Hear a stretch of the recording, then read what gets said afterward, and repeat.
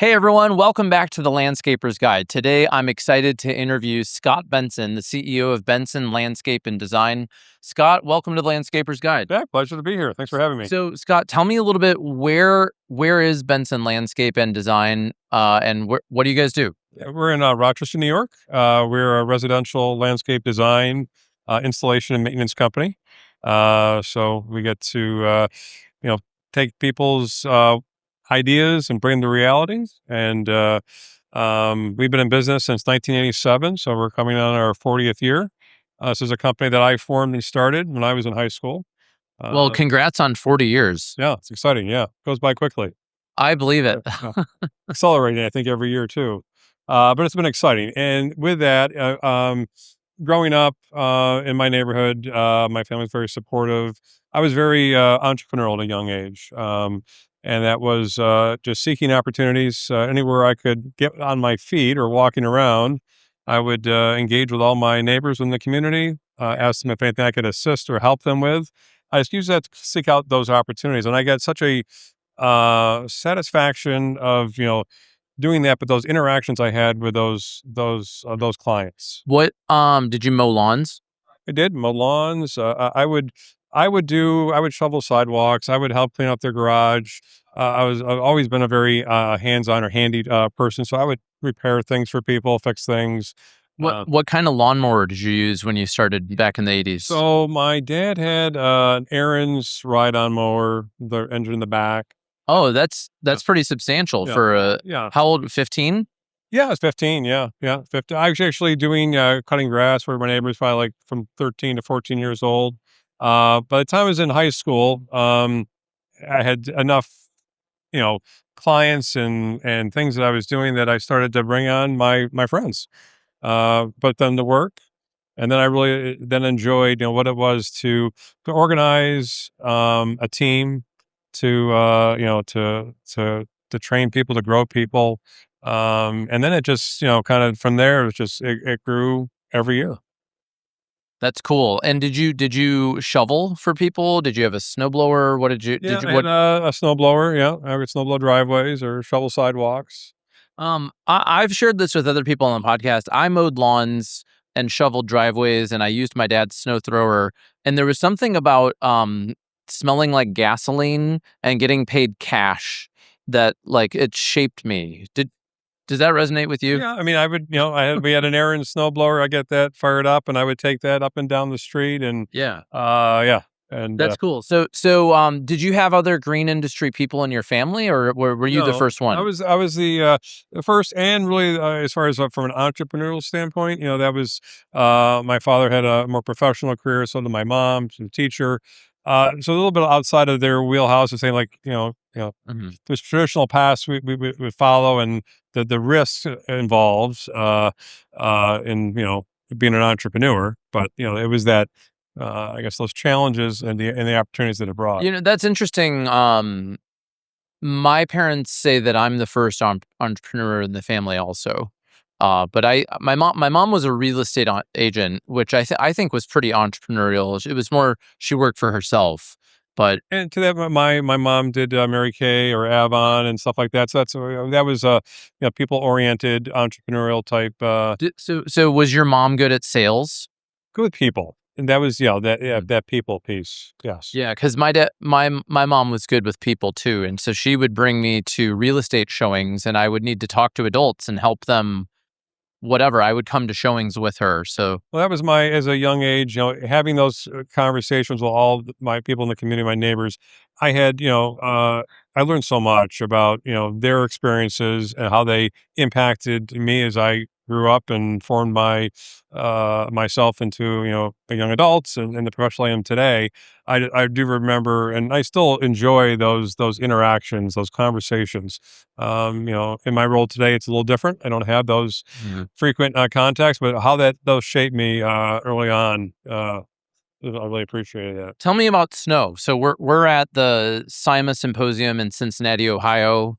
Why are we here, and how is snow evolving in your business? So for us, for Benson Landscape and Design, we've been in the residential snow services for decades. And you're one of the few people I hear say that. Are Why is you aware of that? why is what? I mean, a lot of, and I'm curious if you've told many people that here. No, Uh, I guess I haven't really no shared yeah, that. Yeah. you should tell people that and just see how they react. A lot of people say, "Oh, I don't like the pain in the butt residential customers. They all want their personal driveway cleared immediately, and they're And calling and well, complaining." perfecting our service model, what that is, and how we manage Right. expectations and our commitments. So, I mean, we have. I mean, it's a challenging.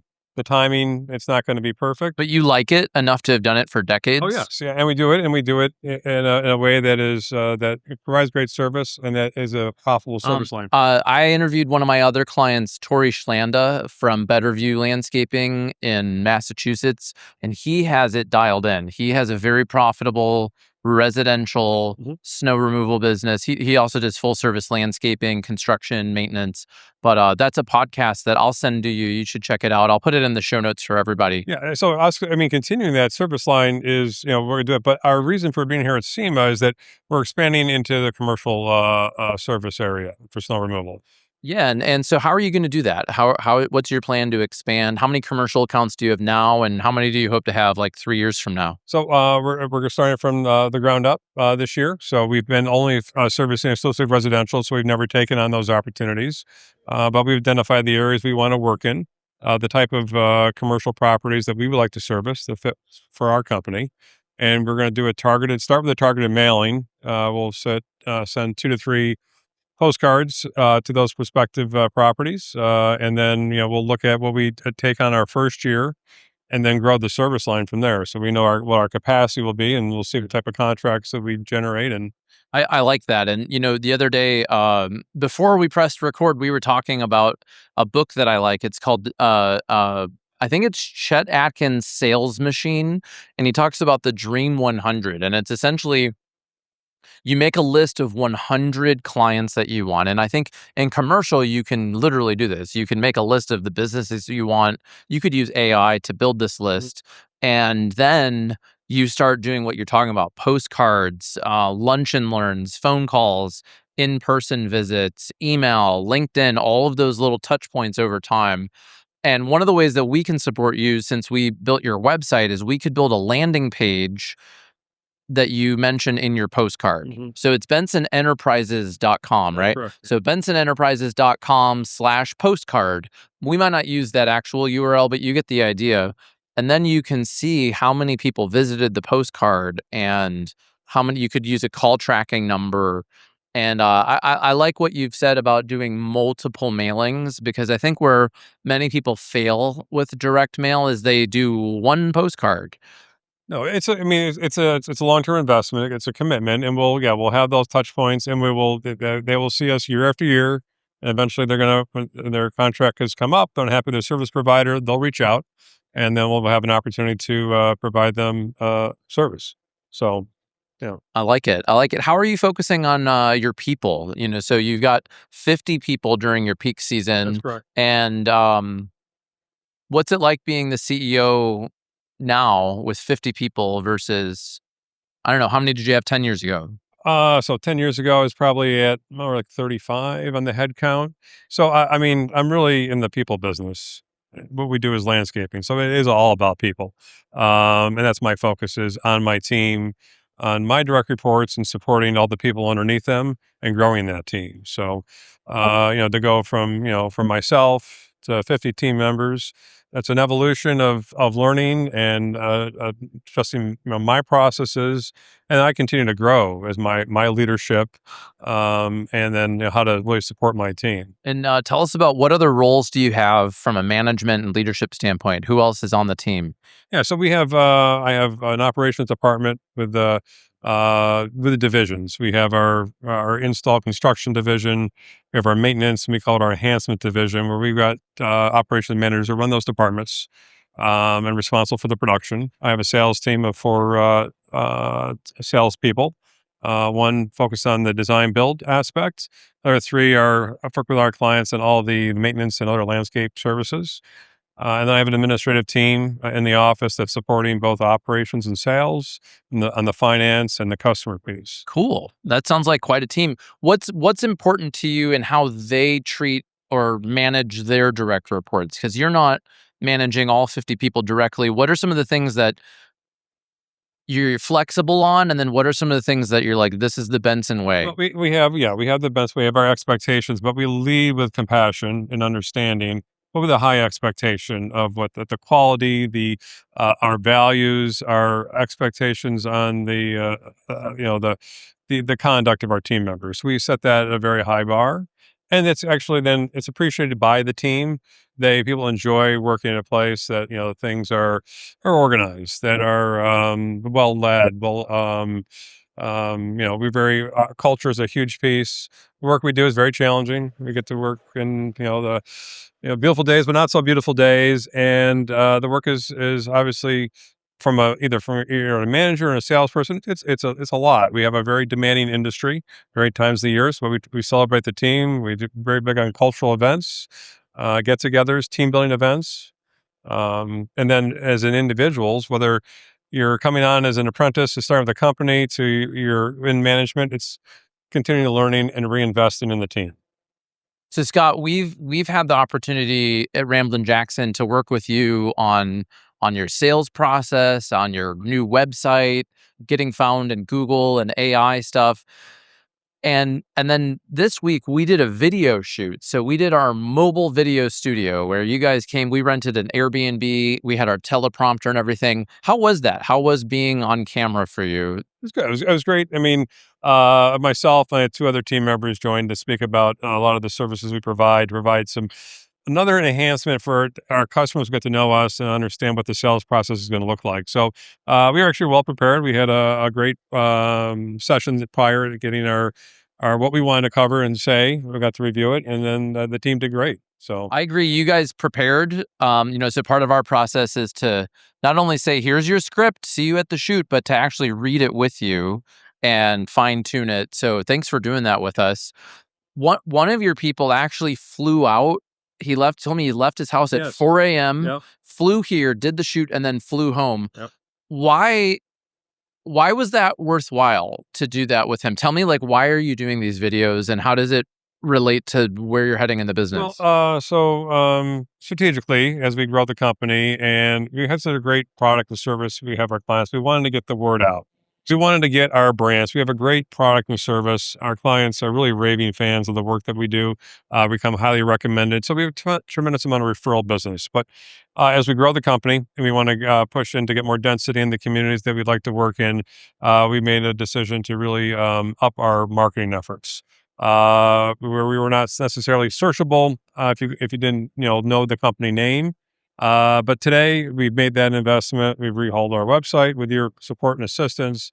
We have our targeted email campaign that we do. We do 3 a month. Our clients really love those. I get great feedback. Oh, Scott, I can see what you and your team have done. What you're getting out there. We're educating them on all the services that we do. We have over 40 service lines we offer to our clients.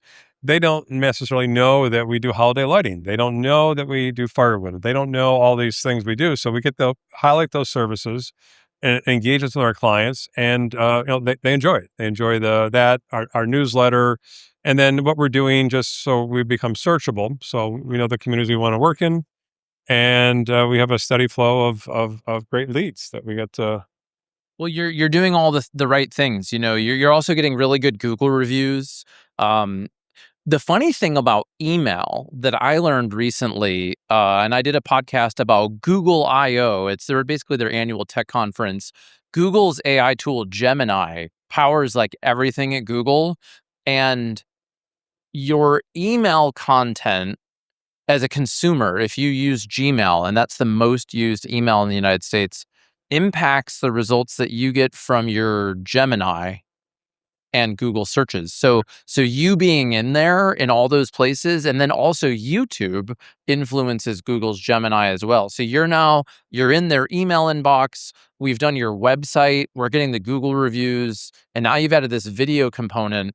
So you're really like way ahead of a lot of landscape companies who are kind of ignoring digital marketing right now. So I'm excited to be part of this phase of business and growth with you. So just thanks for working with me, and I'm thrilled to hear that your customers are noticing it, and I'm not surprised because it's good email content, and it's kind of amazing to hear you say out loud 40 service lines. I hadn't thought about the number of them in a while. Yeah, what that is, and given clients don't know, we do all, so we continue to educate them, but they do. They've noticed as our clients, they're appreciative of the information. They find it. We get to highlight in our newsletters about our team, highlights things that we're doing. Yeah, it's a great way. I mean, communication is a key, to any company's success. Well, I'm excited for you to make your foray into the commercial snow space, and this show, the SIMA Symposium, and this association, SIMA, is really the best network for that. Have you had a chance to check out any education while you were Yeah, here? I've attended several of the seminars, and really then the networking opportunities. So either familiar faces, I had more conversations on this new service line we're doing, and new contacts. So I think I find the real value of these events is the networking, and plus the great content that's put on. Cool. Well, Scott, is there anything else you want to talk about on the podcast? I mean, Jack, it's a pleasure to be able to speak with you, and appreciate what you and your team do for us at Benson. Appreciate you guys. You care about your clients, and how you've elevated our digital presence. Well, thanks for the opportunity. I appreciate it. You have an incredible company that you've built up over the last 40 years, and it kind of seems like you're just getting started in some ways. Oh yeah, we have, yeah, Right? yeah, we're on a growth trajectory. Yeah, as far as all the Yeah, growth, yeah. and that it's all tied in because it's for me to continue to provide opportunities for my team. I have to continue to grow the company so they can have. I can offer new positions. People can grow within their roles, and the company has to grow to support them. So that's a driving force, and also I enjoy the continuing challenges and new services that we take on. So to be continually challenged professionally. Yeah, that's what I like about my business too. I get to work with great people. We call them ramblers. You got to meet some of them in person here. I have great people. We have great clients, and it's exciting to see how much is changing in snow and landscape with technology and AI. And sometimes people are like, "Oh, don't you get bored working with landscapers?" And I'm like, "No, they're always figuring out Yeah. new stuff." We're innovating. We're always innovating. And that keeps it keeps it exciting. Actually, it's the challenge of what we're doing. We know what we're doing today. We're doing great, but what are we going to do tomorrow? How do we continue to be innovative? What are the things coming down the pipeline, and try to and really to be a market leader? And so that's our position. We'll keep going. Let's get it. Right, Jack. All right. Well, Scott, I'll put a link to your website so people can check it out, bensonenterprises.com. And I'll also put a link to your LinkedIn because you're Great. kind of active there so people can network with you there. All right, Jack. Have a great day. Thank you. Awesome. Thank you. Hey, it's Jack Jostes here. I hope you enjoyed today's conversation with Scott Benson. Make sure you check out the website the Ramblin' Jackson team designed for Scott, bensonenterprises.com. And if you run a snow and landscape company and you're innovating and changing and growing, and you want to keep up with AI and SEO and acquiring new customers, we'd love to talk with you. We'd love working with the snow and landscape industry. And I'd like to invite you to have a 15-minute marketing brainstorm call with us.